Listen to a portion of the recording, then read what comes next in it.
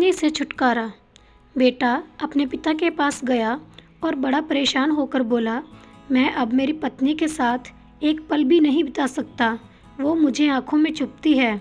कभी कभी मुझे लगता है कि मैं उसकी जान ही ले लूं, लेकिन मैं जानता हूँ ऐसा करके मैं और ज़्यादा मुसीबत मोल ले लूँगा। पिताजी, मैं आपके पास आया हूँ, अब आप ही मुझे कोई रास्ता बताइए। पिता ने एक गहरी सांस भरी और बोले, देख बेटा, मैं तुम्हें तुम्हारी पत्नी से छुटकारा दिला सकता हूँ। मेरे पास एक धीमा जहर है जो व्यक्ति को धीरे धीरे ख़त्म करता है। मैं तुम्हें वो देने को तैयार हूँ, बस तुम्हें मेरी एक शर्त माननी होगी। दरअसल ये शर्त भी तुम्हारे भले के लिए ही है।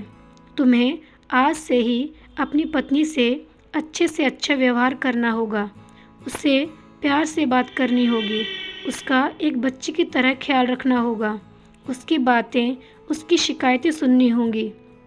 और ये सब इसलिए ताकि जब वो मरे तो किसी को तुम पर शक ना हो। थोड़ी देर तक वहाँ एक शांति छाई रही। फिर पिता ने कहा कि अगर ये सारी बातें तुम्हें ठीक लगे तो उस डिब्बी में वो सफ़ेद पाउडर है, उसे रोज़ थोड़ा थोड़ा अपनी पत्नी के खाने में डालते रहना। बेटे ने वो डिब्बी उठाई और वहाँ से चला गया।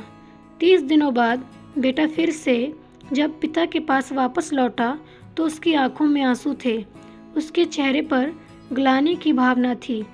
वह अपने पिता के पैरों में गिर पड़ा और बोला, पिताजी, मैं अब अपनी पत्नी को नहीं मारना चाहता, मैं उससे बहुत प्यार करता हूँ। आप उस जहर का असर ख़त्म हो जाए ऐसा कुछ कीजिए।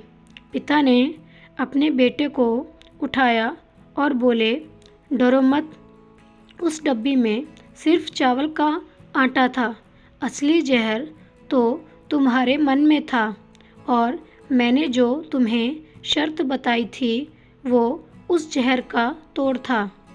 आप जब अपने मन में देश, ईर्ष्या, गुस्सा, शक जैसे जहर को बना देते हो तो वह आपको अपनों से दूर कर ही देते हैं। उनसे निपटने का यही तरीका है कि अपनों की बात सुने, अपनों का ख्याल रखें, दया भाव रखें, माफ़ करना सीखें और ज़्यादा अपेक्षा ना रखें। तो दोस्तों, आशा करती हूँ आपको ये मेरी कहानी अच्छी लगी होगी और आप भी अपने जीवन में यही ख्याल रखेंगे, अपनों से प्यार से ही बात करेंगे।